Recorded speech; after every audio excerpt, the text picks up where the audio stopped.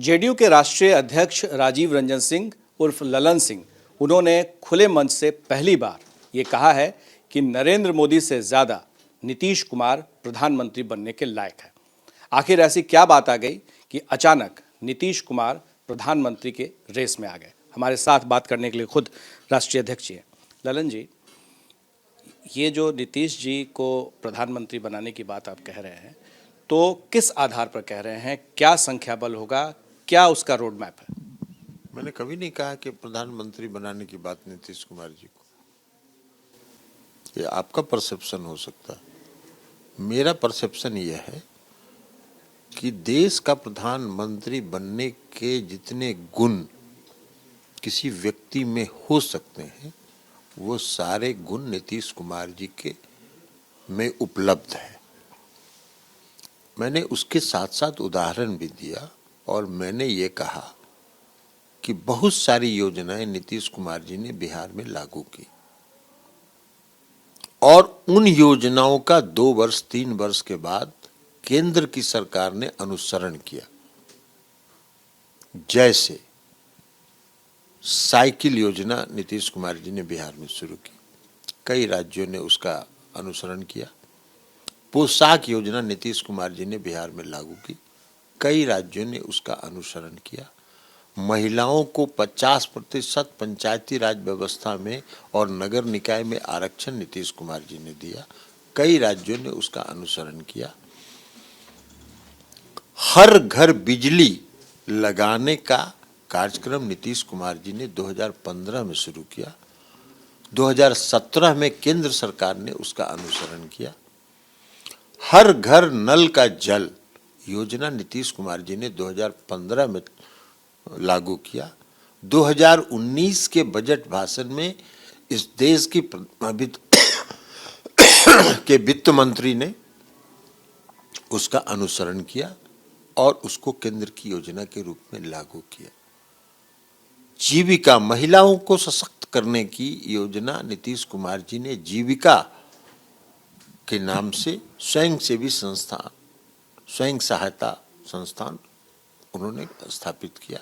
आज 1,30,00,000 महिलाएं जीविका से जुड़ी हैं और उस जीविका के तर्ज पर केंद्र सरकार ने आजीविका नाम देकर उस योजना को आगे बढ़ाने का काम किया। तो जो बात नीतीश कुमार जी 2015 में, 2005 में, 2008 में, 2017 में सोचते हैं, उसको 3 साल के बाद केंद्र सरकार उसका अनुसरण करती है, उसको लागू करती है। तो नीतीश कुमार जी के को विजन है इस देश को चलाने का। नीतीश कुमार जी में उसको कार्यान्वित करने की क्षमता है। और जो बिहार आज करता है, नीतीश कुमार जो बिहार में आज करते हैं, उसे कल देश लागू करता है। लेकिन सवाल यही उठ रहा है कि जब ऐसी काबिलियत, क्षमता नीतीश कुमार में है, तो कोई बिहारी प्रधानमंत्री बनेगा या नहीं बनेगा, ये आप कहने से क्यों चूक रहे हैं? नहीं, ये हम कहने से इसलिए चूक रहे हैं कि यह तय कोई व्यक्ति नहीं करता और यह बिहार तय नहीं करता। नीतीश कुमार जी की चाहत है सभी विपक्षी पार्टियों को एकजुट करके 2024 के चुनाव में भारतीय जनता पार्टी के खिलाफ उतारना। और देश का नेतृत्व कौन करेगा, प्रधानमंत्री कौन होगा, यह संख्या बल तय करता है। जिसकी संख्या अधिक होगी और जो सर्वसम्मति से जिनके नाम पर सहमति होगी, वो इस देश का नेतृत्व करेगा।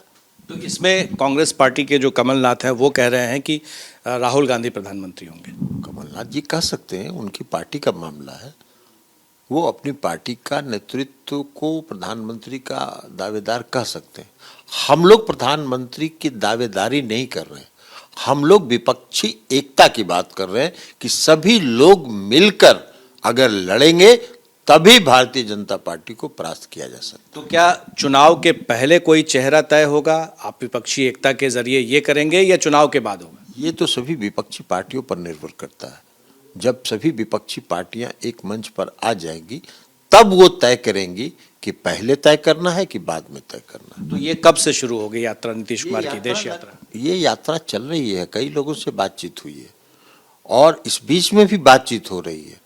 लेकिन हर बातचीत को सार्वजनिक नहीं किया जा सकता। केसीआर ने बुलाया है कई पार्टी के नेताओं को, जिसमें केजरीवाल, अखिलेश यादव ये शामिल है। क्या बिहार के तरफ से मुख्यमंत्री नीतीश कुमार या आप जाएंगे? हमको नहीं मालूम है, लेकिन जब वो निमंत्रण देंगे तो निश्चित तौर पर कोई ना कोई उसमें जाएंगे। जिसको माननीय मुख्यमंत्री नीतीश कुमार जी अधिकृत करेंगे वो जाएंगे। मुख्यमंत्री नीतीश कुमार जी को वो आमंत्रित करेंगे वो भी जा सकते हैं, अगर उनको समय की उपलब्धता होगी तो।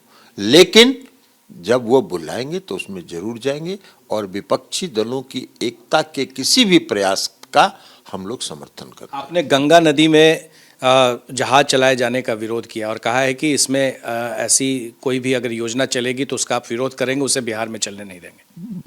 देखिए, गंगा नदी के योजना का जो केंद्र सरकार ने जो योजना माल वाहक जहाज चलाने की जो योजना शुरू की है उसका कोई मतलब नहीं है, वो अपव्यय है।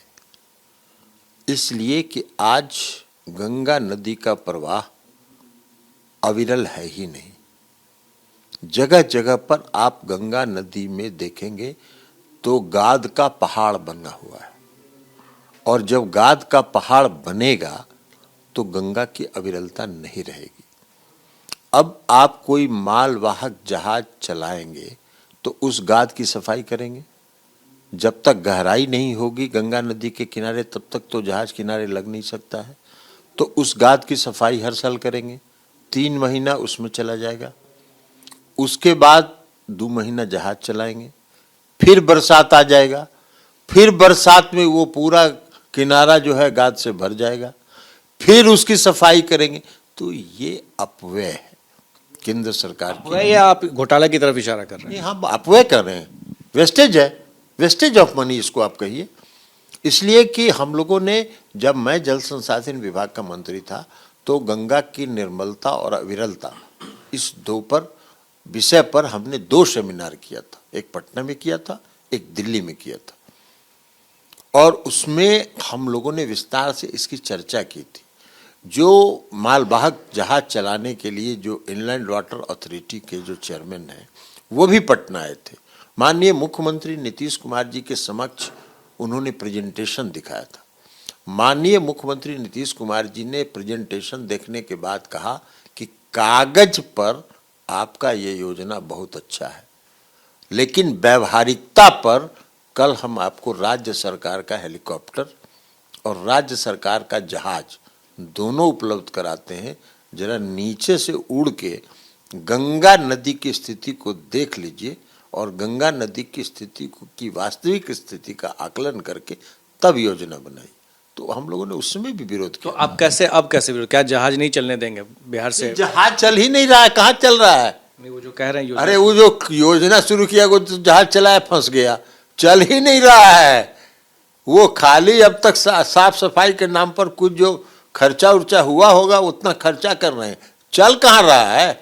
संभव ही नहीं है, व्यवहारिक नहीं है।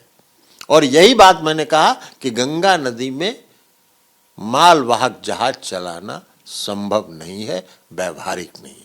ललन जी, आप एक तरफ नीतीश कुमार को काबिल बता रहे हैं, क्षमतावान बता रहे हैं, दूसरी तरफ आपके सहयोगी दल आरजेडी के जो विधायक हैं वो खुल करके नीतीश कुमार के लिए अपशब्दों का इस्तेमाल कर रहे हैं, विवादित भाषा का इस्तेमाल कर रहे हैं और आरोप लगा रहे हैं, और उन पर कोई कार्रवाई भी नहीं हो रही है। राष्ट्रीय जनता दल का जो केंद्रीय नेतृत्व है और प्रदेश का नेतृत्व है वो सक्षम है इन सब बातों का संज्ञान लेने के लिए,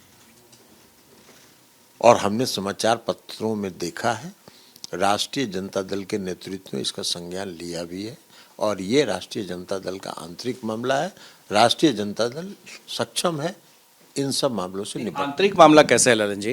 आंतरिक मामला मुख्यमंत्री के बारे में जिस तरह के शब्द का इस्तेमाल किया जा रहा है और लगातार किया जा रहा है, आपको क्या अच्छा लग रहा है? ये महागठबंधन है, और महागठबंधन की बात महागठबंधन के अंदर तय होती है। ये राष्ट्रीय जनतांत्रिक गठबंधन नहीं है जहां भारतीय जनता पार्टी के चवनिया नेता लोग मुख्यमंत्री के बारे में कुछ भी बोलते रहते थे और केंद्र का नेतृत्व चुपचाप कान में तेल देके सुनता रहता था।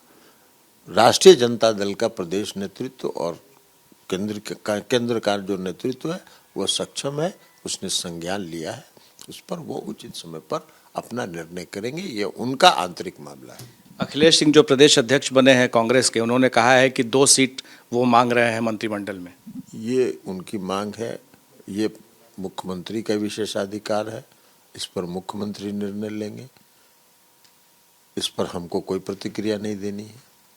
संसदीय बोर्ड के अध्यक्ष हैं उपेंद्र कुशवाहा जी, उनसे जब पूछा गया कि डिप्टी सीएम आप बनेंगे तो उन्होंने कहा कि मुख्यमंत्री का ये विशेषाधिकार है, वो तय करेंगे।